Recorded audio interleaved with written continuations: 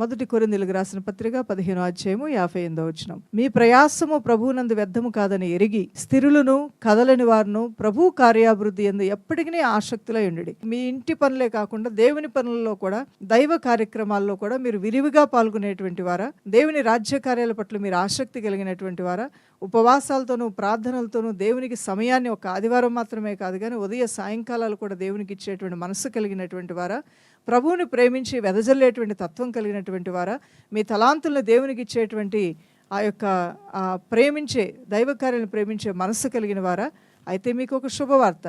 నువ్వు చేసిన ప్రతి మంచితనము నీ దేవుడు జ్ఞాపకం ఉంచుకొని ఉన్నాడు.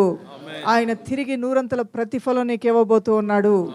అవును, ఈ యొక్క వాగ్దానముల ద్వారా పరిశుద్ధాత్మ దేవుడు మిమ్మల్ని బలపరచును గాక, మిమ్మల్ని దీవించును గాక, ఆయన కృపలో మీరు వర్ధిల్లుదురు గాక. ఈ వాగ్దానాన్ని స్వతంత్రించుకొని ప్రార్థన చేయండి. ఆమేన్.